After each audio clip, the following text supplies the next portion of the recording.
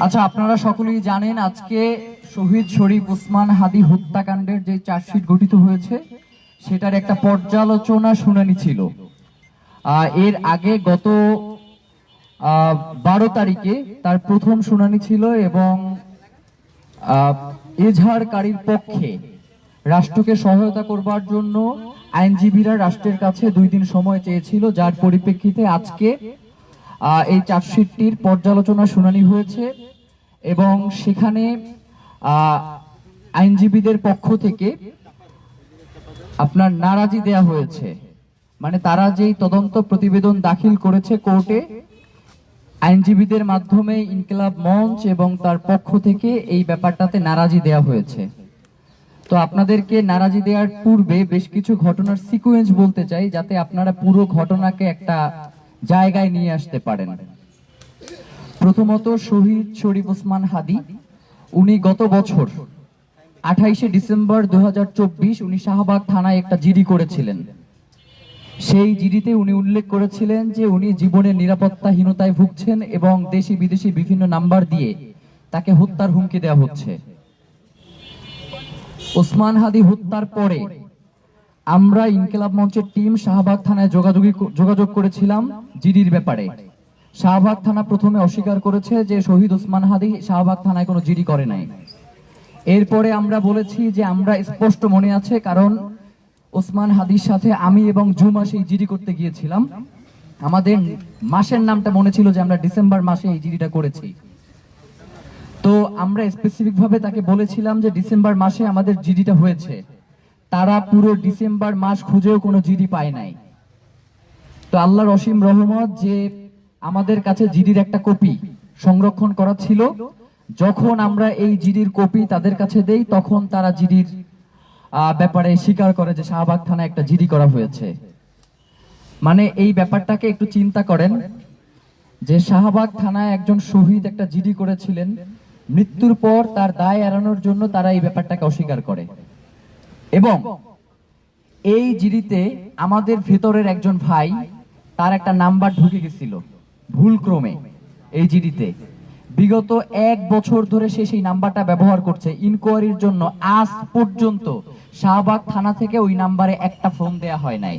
মানে শাহবাগ থানা শুধুমাত্র এই জিডিটা গ্রহণ করেছে, পরবর্তী কোনো ধরনের সে পদক্ষেপই গ্রহণ করে নাই। তাহলে তো অন্তত জিডিতে যে নাম্বারটা আছে সেটা তো তারা যাচাই করত। নাম্বার 1। নাম্বার 2 হচ্ছে তথ্য হয়রানি। ওসমান হাদি শাহাদাত যেদিন তাকে গুলি করা হয়, রাত 12টার সময় গোয়েন্দা সংস্থা থেকে ফোন করে আমাকে বলা হয় যে ওসমান হাদি যেইখানে শাহাদাত হয়েছে সেই জায়গাটা একটু আমাদেরকে চিনাইয়া দেন। আবার বলতেছে ওই রাস্তার সিসিটিভি ফুটেজটা কি আমাদেরকে দিতে পারবেন? ঘটনাগুলো একটু খেয়াল করবেন। এরপরে হচ্ছে যখন আমরা মামলা দায়ের করলাম, তো আমি নিজে মামলার বাদী, যিনি এই মামলার করার ক্ষেত্রে আমার কাছ থেকে সিগনেচার নিয়েছেন এবং ওখানে দায়িত্বপ্রাপ্ত যারা কর্মকর্তা রয়েছেন তাদেরকে আমরা মামলার একটা কপি চেয়েছি। যেহেতু আমি বাদী, আমার তো একটা মামলার কপি দেখতে হবে বা আমার কাছে একটা মামলার কপি রাখতে হবে। আজ পর্যন্ত থানা থেকে আমাদেরকে একটা মামলার কপি সরবরাহ করা হয় নাই। এবং এটার পুরো মেসেজ আমাদের কাছে আছে যে শাহবাগ থানা থেকে আমাদের কাছে এইটার কোনো মামলার কোনো কপি, শাহবাগ না মতিঝিল থানা থেকে পরবর্তীতে পল্টনে এটা স্থানান্তরিত হয়েছে। যখন যারা আসছিলেন তারা মূলত মতিঝিল ছিলেন, আমরা তাদের কাছে চাইছিলাম, কিন্তু তারা আমাদেরকে কোনো মামলার কপি সরবরাহ করে নাই। এটা গেল। এরপরে হচ্ছে আসামির অবস্থান নিয়ে যাওয়া স্পষ্টতা। একদিন বলছে আসামি ভারতে পালিয়ে গেছে, আর একদিন বলছে ঢাকায় অবস্থান করছে, আর একদিন বলছে ডিবি সংবাদ সম্মেলনে করে বলছে যে মেঘালয়ে আসামি অবস্থান করছে। আবার মেঘালয় পুলিশ সংবাদ সম্মেলন করে বলছে যে আমরা এখানে এমন কাউকে গ্রেফতার করি নাই। এরপরে চার্জশিট নিয়ে তালবাহানা। আদালতে আমরা যখন 12 তারিখে গেলাম চার্জশিটের জন্য, আদালতে 12 তারিখ চার্জশিট দাখিল করবার কথা। এর আগে আপনারা জানেন যে শাহবাগে ডিএমপি কমিশনার এবং পরিবেশ উপদেষ্টা সৈয়দা রেজওয়ানা তারা এসেছিলেন এবং তারা বলেছেন 7 তারিখের মধ্যে তারা চার্জশিট দাখিল করবেন। তো আমরা প্রথমে এটার সাথে দ্বিমত পোষণ করলেও তদন্তের স্বার্থে যাতে সুষ্ঠু এবং নিরপেক্ষ তদন্ত হয় এজন্য আমরা 7 তারিখ পর্যন্ত মেনে নিয়েছিলাম। তারা চার্জশিট যে 6 তারিখে দাখিল করবে আমাদের সাথে কোনো ধরনের আলাপ আলোচনা না করে তারা 6 তারিখে চার্জশিটটা সংবাদ সম্মেলন করে পুলিশের পক্ষ থেকে এই চার্জশিট দাখিল করা হয় এবং পরবর্তীতে যখন চার্জশিটের যেই শুনানির দিন ধার্য করা হয় 12 তারিখে, আমরা আদালতে গেলে আদালত বলে হচ্ছে আমাদের কাছে চার্জশিট এসে পৌঁছায় নাই, আবার ডিবি অফিস থেকে বলে যে আমরা চার্জশিট পাঠাইছি। রাত 10:45-এ আমরা সেই আদালত থেকে চার্জশিট নিয়ে এরপরে বাসায় যাই 7 তারিখে। তো এই যে ঘটনাগুলো আপনারা একদম শুরু থেকে এখন পর্যন্ত প্রত্যেকটা পদে পদে আমাদেরকে অসহযোগিতা করা হচ্ছে। রাষ্ট্রের কোন ধরনের আন্তরিকতা, কোন ধরনের সদিচ্ছার প্রতিফলন আমরা শহীদ ওসমান হাদির হত্যার ব্যাপারে দেখছি না। এখন রাষ্ট্র কর্তৃক তদন্তের মাধ্যমে যে তদন্ত প্রতিবেদন দাখিল করা হয়েছে সেটা সম্পর্কে আপনাদেরকে একটু জানাতে চাই। প্রথমত, এই যে মামলাটা সেখানে যে তদন্ত করা হয়েছে একদম পুরোটাই অস্পষ্ট, ভরপুর, এবং যাদেরকে আসামি করা হয়েছে মূল কোনো আসামি ধরাছোঁয়ার বাইরে, এবং তদন্ত প্রতিবেদনে যারা এই হত্যার পরিকল্পনা করেছে তাদের সম্পর্কে কোনো ধরনের তথ্য এই চার্জশিটে উল্লেখ করা হয় নাই। তারা এখানে উল্লেখ করেছে যে শহীদ ওসমান হাদি মাঝে মধ্যে আওয়ামী লীগের বিপক্ষে বক্তব্য দিত, তারা ক্ষিপ্ত হয়ে শহীদ ওসমান হাদিকে গুলি করেছে। আমরা তাদের কাছে জানতে চাই যে শহীদ ওসমান হাদিকে যদি ক্ষিপ্ত হয়েই গুলি করা যায় বা গুলি করতে হয় তাহলে এতদিন সময় নেওয়ার তো দরকার নাই, শত কোটি টাকারও তো দরকার নাই। এরপরে হচ্ছে 2 মাস কালচারাল সেন্টার এবং বিভিন্ন জায়গায় তাকে পর্যবেক্ষণের মধ্যে রাখারও দরকার নাই। এই পুরোটা একটা খুনি চক্র করেছে, যেটা এই চার্জশিটে সম্পূর্ণভাবে এড়িয়ে যাওয়া হয়েছে। এবং আপনাদেরকে আরো একটা গুরুত্বপূর্ণ তথ্য দেই, সেটা হচ্ছে শহীদ ওসমান হাদি যেই দিন খুন হন, মানে যেই দিন তাকে গুলি করা হয়, এই দিনে আপনারা জানেন যে ওবায়দুল কাদের, আওয়ামী লীগের পলাতক সন্ত্রাসী ওবায়দুল কাদেরের চার্জশিট দাখিল হওয়ার কথা, যার 1 নাম্বার আসামি ছিলেন শহীদ শরীফ ওসমান, 1 নাম্বার সাক্ষী ছিলেন শহীদ শরীফ ওসমান হাদি। যার কারণে এই ঘটনাকে কোনোভাবেই ছোট করে দেখবার কোনো সুযোগ নাই। বাংলাদেশের স্বাধীনতা, সার্বভৌমত্ব রক্ষা এবং ইনসাফ লড়াইয়ের জন্য জুলাই পরবর্তী সময়ে সবথেকে বলিষ্ঠ কণ্ঠস্বর ছিলেন শরীফ ওসমান হাদি। আপনারা বিভিন্ন সময় এখানে এসেছেন এবং আপনাদেরকেও তিনি এই সংবাদ সম্মেলনের মাধ্যমেই জানিয়েছিলেন যে তার জীবনের নিরাপত্তার হুমকি রয়েছে, কিন্তু রাষ্ট্র তার জীবনের নিরাপত্তা নিশ্চিত করতে সম্পূর্ণরূপে ব্যর্থ হয়েছে। এমনকি যারা তাকে খুন করেছে রাষ্ট্র সব প্রণোদিত হয়ে তাদেরকে আড়াল করবার চেষ্টা করছে। এরপরে যে ব্যাপারটা আমরা বলতে চাই সেটা হচ্ছে এই যে চার্জশিটটা দাখিল হয়েছে এই চার্জশিটের কোনো আগামাথা নাই। এই চার্জশিট সে শুরুই করেছে হচ্ছে ফয়সাল করিম মাসুদকে দিয়ে। যখন আমাদের কাছে তারা বলেছে যে তাদের 90% তদন্ত শেষ, যদি তারা ডিএমপি কমিশনার এখানে এসেছে, তাদের 10% মাত্র তদন্তের বাকি আছে। এর জন্য তারা সময় চেয়েছেন 7 তারিখ পর্যন্ত, 10 দিন। আমরা বলেছি ঠিক আছে, আপনারা আপনাদের মতো করে তদন্ত করেন, কিন্তু এই তদন্ত করবার পরেও এই তদন্তের কোনো কিছুতে কোনো পরিবর্তন আসে নাই। আগেও যেটা আপনারাও যেটা জানেন সেইটাই এইখানে শুধু উপস্থাপন করা হয়েছে, কিন্তু আমরা যেটা জানি না সেইটা কোনোভাবেই এই মামলার ক্ষেত্রে করা হয় নাই। এখন প্রশ্ন যেটা থেকে যায় সেটা হচ্ছে, যখন রাষ্ট্র এই ধরনের অসহযোগিতা করে তখন তো একটা ধারণা দৃঢ় হয় যে রাষ্ট্রের কেউ এই হত্যাকাণ্ডের সাথে জড়িত কিনা। আমরা স্পষ্ট করে বলতে চাই যে শহীদ ওসমান হাদির হত্যাকাণ্ডের সাথে যদি স্বয়ং প্রধান উপদেষ্টা ডক্টর মোহাম্মদ ইউনূসেরও সম্পৃক্ততা থাকে, এর সুষ্ঠু বিচার হতে হবে। এই হত্যাকাণ্ডের সাথে যদি সেনাবাহিনীর প্রধান ওয়াকারের সংশ্লিষ্টতা থাকে, তার বিচার হতে হবে। এর সাথে যদি আওয়ামী লীগের সংশ্লিষ্টতা থাকে, তার বিচার হতে হবে। এর সাথে যদি হাসিনার সংশ্লিষ্টতা থাকে, তার বিচার হতে হবে। মানে বাংলাদেশে শহীদ ওসমান হাদির হত্যাকাণ্ডকে কোনো ধরনের ইস্যু দিয়ে নাই করে দেয়া যাবে না।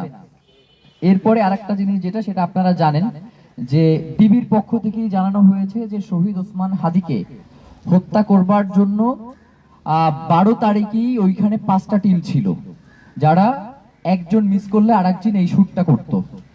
তো এই চার্জশিটে বাকি 4টা গ্রুপের কথা কই, যেই 4টা গ্রুপ বসেছিল শুট করবার জন্য।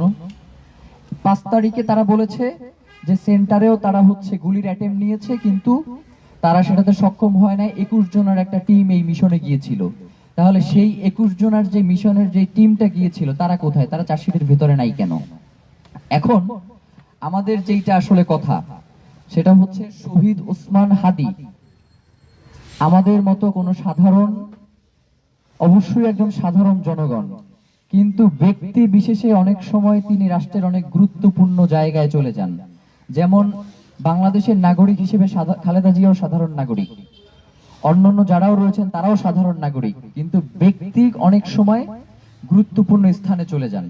শহীদ ওসমান হাদি ছিলেন এমনই এক কণ্ঠস্বর, 5 তারিখের পরে পুরো জুলাইকে যদি একজন ব্যক্তি নিজের জীবন দিয়ে বাঁচিয়ে রাখেন, সেটা হচ্ছে শহীদ ওসমান হাদি। এই অন্তর্বর্তীকালীন সরকারকে, এত দুর্বল একটা সরকার, তাকে যদি কেউ শক্তি এবং সামর্থ্যে বলিয়ান রাখবার চেষ্টা করে যান, তাহলে সেটা শহীদ ওসমান হাদি করে গেছেন। এখন আপনাদের কাছে আমাদের যেটা প্রশ্ন, সেটা হচ্ছে আপনারা কি শহীদ ওসমান হাদির হত্যাকারীদের বিচার করবেন কি করবেন না, এটা আমাদের কাছে স্পষ্ট করেন। যদি আপনারা বলেন যে না, আমরা শহীদ ওসমান হাদির হত্যার বিচার করব না, আমরা এক ধরনের পদক্ষেপ নেব। আবার যদি আপনারা বলেন যে না, আমরা শহীদ ওসমান হাদির হত্যার বিচার করতে চাই, তাহলে আপনাদেরকে সেই ব্যাপারে যথেষ্ট আগ্রহ দেখাইতে হবে। শুধুমাত্র আপনারা নামকে ওয়াস্তে এই ধরনের তদন্ত প্রতিবেদন দাখিল করে শহীদ ওসমান হাদির হত্যাকাণ্ডকে ছোট করবার কোনো সুযোগ নাই। আমরা ইনকিলাব মঞ্চ, আপনারা জানেন যে দীর্ঘদিন ধরে রাস্তায় বিভিন্ন প্রোগ্রামের মাধ্যমে শহীদ ওসমান হাদির হত্যাকাণ্ডের জন্য বিচার দাবি করে আসছি, কিন্তু আমরা যখন রাজপথে যাই তখন একটা পক্ষ থেকে বলা হয় যে আমরা নাকি নির্বাচন বানচাল করবার জন্য রাস্তায় নেমেছি।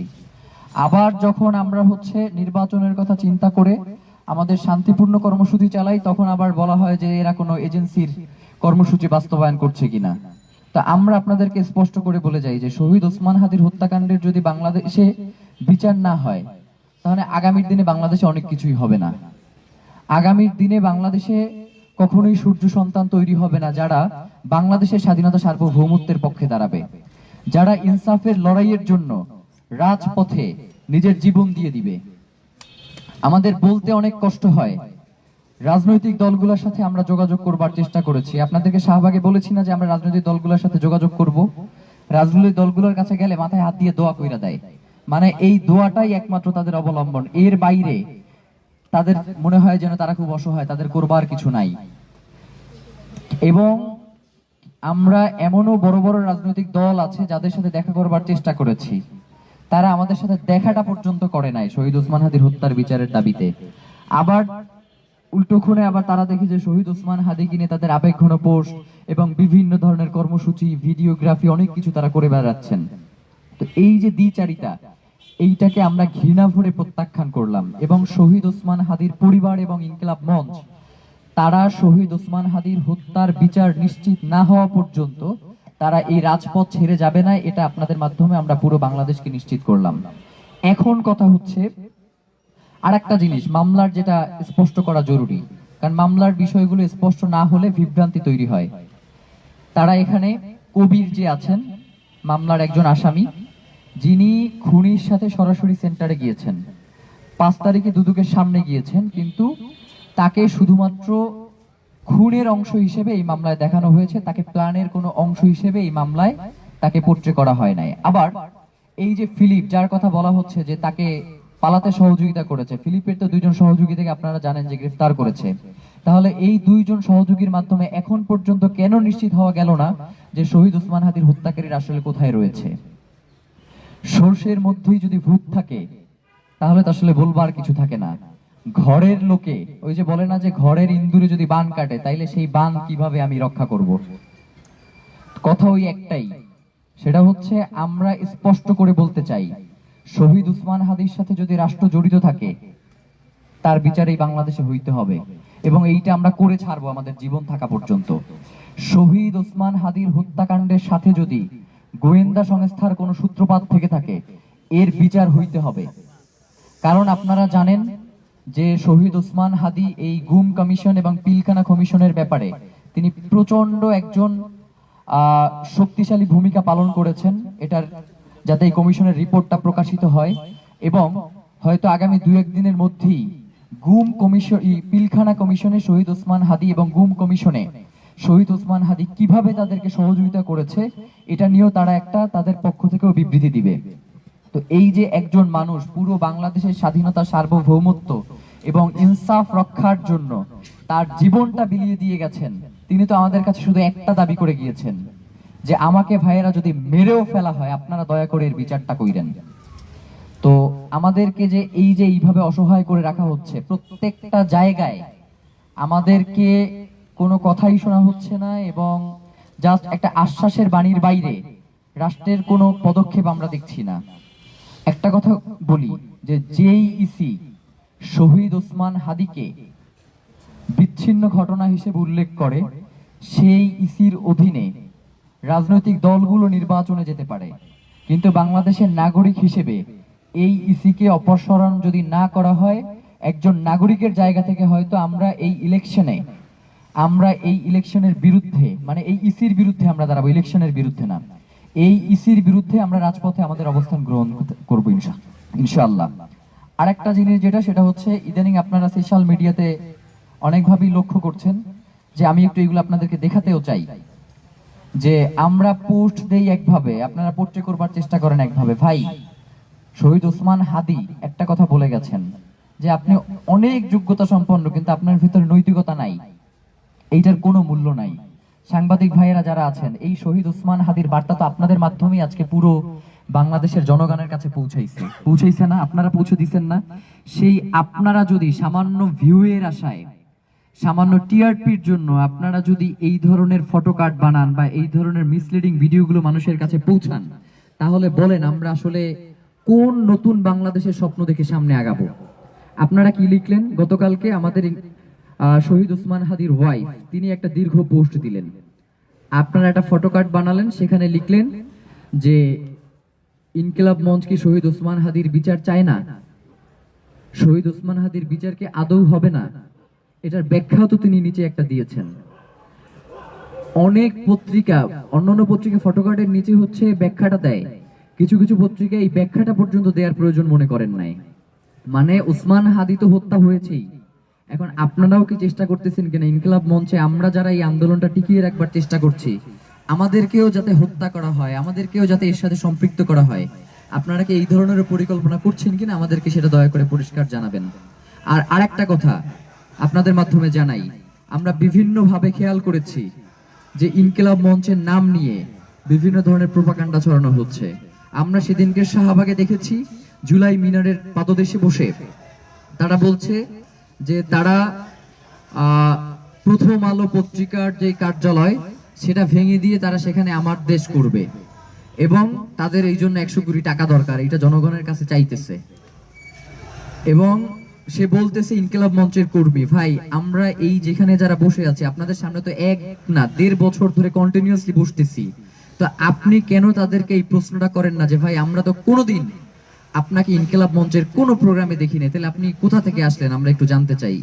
এই ব্যাপারগুলো আপনারা যখন এই প্রশ্নগুলো করা শিখবেন, তখনই বাংলাদেশে নতুন যে স্বাধীনতার স্বপ্ন, নতুন যে আজাদির স্বপ্ন, আমরা জুলাইয়ের যেই স্বপ্ন, সেটার দিকে আমরা এগিয়ে যেতে পারবো। নয়তো আমরা সবাই মিলে একসাথে আমাদের এই আজাদি, আমাদের এই লড়াইয়ে আমরা ক্ষতিগ্রস্ত হব। প্রিয় ভাইয়েরা, এখন যদি আমরা শহীদ ওসমান হাদির এই হত্যাকাণ্ডের বিচার করতে সক্ষম না হই, তাহলে আগামীর বাংলাদেশে এমন দিন আসতে পারে যেই দিন বাংলাদেশে এর থেকেও বড় ফ্যাসিবাদ কায়েম হবে। সুতরাং আমরা ইনকিলাব মঞ্চের পক্ষ থেকে আপনাদেরকে জানাতে চাই, আগামীকাল পুরো বাংলাদেশে শহীদ ওসমান হাদির হত্যাকাণ্ডের বিচারে বাদ জুমা, বিক্ষোভ মিছিল এবং সংক্ষিপ্ত সমাবেশের আয়োজন করবার জন্য বাংলাদেশের স্বাধীনতাকামী ইনসাফের লড়াইয়ের সৈনিকদেরকে আহ্বান জানাচ্ছি। বাংলাদেশের প্রতিটি জেলা, উপজেলা এবং বিভাগীয় শহর, ইউনিয়ন, গ্রামে শহীদ ওসমান হাদির হত্যার ব্যাপারে আপনারা আগামীকাল বিক্ষোভ মিছিল এবং সংক্ষিপ্ত সমাবেশ কর্মসূচি পালন করুন। আর একটা কথা বলতে চাই যে আমাদের আদালতে আমরা যেই নারাজিটা দিয়েছিলাম, আদালত সেটাকে মঞ্জুর করেছেন এবং পুনঃ তদন্তের জন্য আদেশ দিয়েছেন। আমাদেরকে জিজ্ঞেস করা হয়েছিল যে আপনারা এই তদন্তের ভার আপনাদের কোনো পছন্দের এজেন্সি আছে কিনা।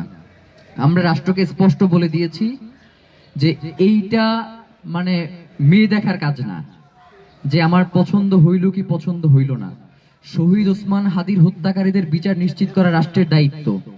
এই রাষ্ট্রের দায়িত্ব পালন করতে তার সিআইডি রে লাগবে না, ডিবি রে লাগবে না, এনএসআই রে লাগবে, কার লাগবে এটা রাষ্ট্র নির্ধারণ করবে, এটা আমরা নির্ধারণ করব না।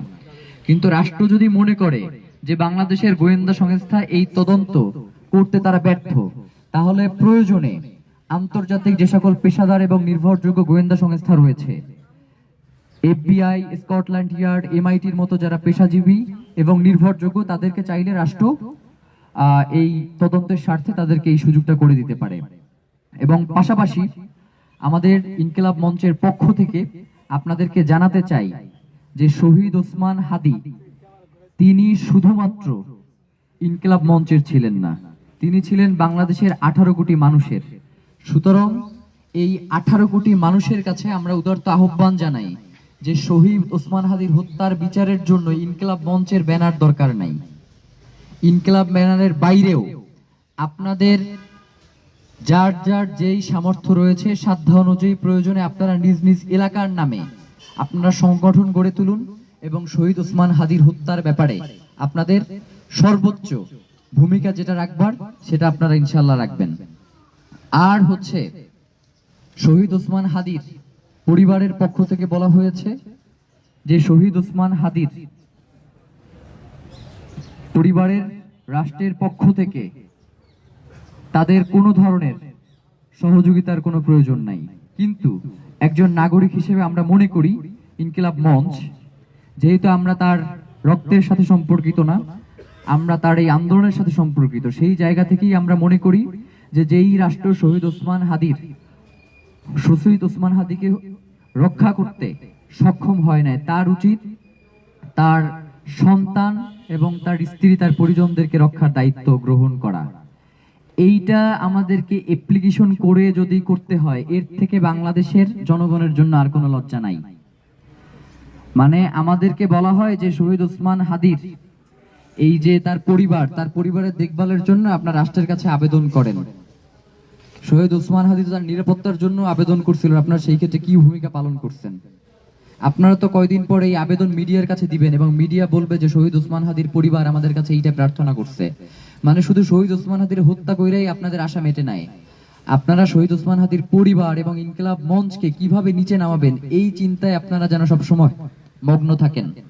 প্রিয় ভাইয়েরা, আগামীকাল আমাদের স্পষ্ট কথা, কোনো ধরনের সুশীলতা, কোনো ধরনের হাঙ্কি পাঙ্কি এইগুলা দিয়ে শহীদ ওসমান হাদির হত্যাকাণ্ডকে নাই করে দেওয়া যাবে না। আপনারা ভাবেন যে আজকে কততম দিন? আজকে 35তম দিন। এই 35তম দিনেও আপনারা একটু এই তার কবরের সামনে যান, দেখবেন যে শত শত মানুষ দাঁড়িয়ে আছে, কান্না করছে। নিজ উদ্যোগে মানুষ বিভিন্ন জায়গায় আন্দোলন সংগ্রাম করছে। বাংলাদেশের ইতিহাসে এমন ঘটনা আর কোনোদিন ঘটে নাই। রাজনৈতিক দলগুলোকে বলি, নির্বাচন তো করবেন, ক্ষমতায় তো যাবেন, জনগণরে নিয়ে যান, জনগণরে ছাইরা যাইয়েন না। যদি ভারত হইয়া ক্ষমতায় যান, তাইলে ভারতের কাছেই আবার ফিরে যাইতে হবে, বাংলাদেশের জনগণের কাছে আর কোনোদিন ফিরতে পারবেন না। কথাগুলো খুব স্বাভাবিকভাবে নিয়েন না, জনগণের ক্ষোভ বুঝবার চেষ্টা করেন। একজন জনগণের ক্ষোভ বুঝে নাই, দিল্লিতে গিয়ে বসে আছে, দিল্লিও নিবে না। দিল্লির এত জায়গা নাই যে এইখানে বসে আকামক্রম যারা করবেন সবাই নিয়ে ওই দেশে বসে খাওয়াই পরে পালবে। দিল্লির সব থেকে পরীক্ষিত বন্ধু হচ্ছে হাসিনা, এর বাইরে আর কেউ দরকার নাই। তো যার কারণে নতুন করে বন্ধু হইতে যাইয়েন না। শহীদ ওসমান হাদির হত্যাকাণ্ডের বিচারের জন্য আপনাদের প্রত্যেকের জায়গা থেকে যা যা ভূমিকা পালন করা দরকার সেইটা করেন। রাজনৈতিক দলগুলা আমাদের কাছে প্রত্যাশা করে যে আমরা তাদের কাছে চিঠি নিয়ে যাব, তাদের কাছে বার্তা নিয়ে যাব, এরপরে তারা তার বিচারের দাবিতে সচেষ্ট হবে। তাহলে তো বাংলাদেশের নাগরিক হিসেবেও যে কোনো হত্যাকাণ্ডের ব্যাপারে যতক্ষণ পর্যন্ত ওই পরিবারের পক্ষ থেকে চিঠি না আসবে অতদিন পর্যন্ত দায় বর্তায় না। তো আমরা ইনকিলাব মঞ্চের পক্ষ থেকে আগামীকাল বাদ জুমা আমরা বিক্ষোভ মিছিল এবং সংক্ষিপ্ত সমাবেশ এই কর্মসূচি ঘোষণা করছি। পুরো বাংলাদেশে আপামর জনসাধারণকে আহ্বান করছি আপনারা এই কর্মসূচি সফল করুন এবং শহীদ ওসমান হাদির হত্যাকারীদের দ্রুত বিচার এবং গ্রেফতার এটা নিশ্চিত করুন। সাগর রুনির মতো যাতে শহীদ ওসমান হাদির হত্যাকাণ্ড ডেটের পর ডেট এমন না হয়। যদি এমনটাই হয় তাহলে আপনাদেরকেও জানিয়ে রাখি, আপাতত বিক্ষোভ মিছিল, এর পরের দিন হয়তো অবরোধ, এর পরের দিন যমুনা ঘেরাও, এর পরের দিন পররাষ্ট্র মন্ত্রণালয় ঘেরাও, এর পরের দিন হয়তো আমরা সংসদ ভবন ঘেরাও করব। শহীদ ওসমান হত্যা আমরা অনেক নরমাল বলতেছি, কারণ সকাল থেকে এখন পর্যন্ত আমরা শুধু এই হত্যাকাণ্ডের বিচারের জন্য মানুষের দ্বারে দ্বারে যাচ্ছি। আমাদেরকে অসহায় মনে করবেন না, আমাদেরকে কোনোভাবেই অসহায় মনে করবেন না। বাংলাদেশের জনগণ আমাদের সাথে আছে। শুধুমাত্র বাংলাদেশের যাতে শান্তি শৃঙ্খলার যে পরিস্থিতি এটা যাতে স্বাভাবিক থাকে, এই জন্য আমরা এখন পর্যন্ত শান্তিপূর্ণভাবে আছি। আমাদেরকে দয়া করে অশান্ত কইরেন না। অশান্ত করলে বর্তমান সরকার এবং যারা যারা এর পেছনে ইন্ধন দিচ্ছেন, আপনাদের কারোরই সেই ধরনের সক্ষমতা নাই বাংলাদেশের জনগণকে। আমরা জুলাইয়ের মতো এইবার শুধু জীবন দিব না, এটা শুধু ভুলে গেলাম। সবাইকে অসংখ্য ধন্যবাদ। বাংলাদেশ জিন্দাবাদ, ইনকিলাব জিন্দাবাদ। একটা প্রশ্ন ভাই, সেটা হচ্ছে আমরা শহীদ ওসমান হাদি সারা বাংলাদেশে শুধু না পৃথিবীর বিভিন্ন আনাচে কানাচে এই যে আজাদির যে লড়াই, এই বিষয়টা একদম বাচ্চা থেকে শুরু করে বৃদ্ধদের পর্যন্ত হৃদয়ে রক্তক্ষরণ করেছে এবং তারা এটাকে ওন করছে। লক্ষ কোটি তরুণ, শিশু, যুবক, বৃদ্ধা আমি মনে করি। কিন্তু আমাদের বাংলাদেশের মেইন স্ট্রিম মিডিয়াগুলো শহীদ ওসমান হাদির ব্যাপারে ঠিক সেই রকমভাবে আসলে ব্যাপারটাকে ফোকাস করছে না, কিংবা তার যে চেতনা, এই যে আজাদির চেতনা, বাংলাদেশের স্বাধীনতা সার্বভৌমত্বের যে চেতনা, এই চেতনাকে আসলে তারা মনে, আপনাদেরকে এরকম মনে হচ্ছে কিনা যে তারা আরো বিষয়টাকে ধামাচাপা দেওয়ার চেষ্টা করছে? কিছু কিছু, আমি সবাইকে বলবো না, এর ব্যাপারে। আচ্ছা, প্রথমত বাংলাদেশে যখন এই কথাটা আসলে কেউই বলে না যে বাংলাদেশের বিভিন্ন ব্যবসায়িক গ্রুপ তার নিজের ব্যবসা এবং তার ক্ষমতার জন্যই বেশ কিছু মিডিয়া তারা খুলে রাখে।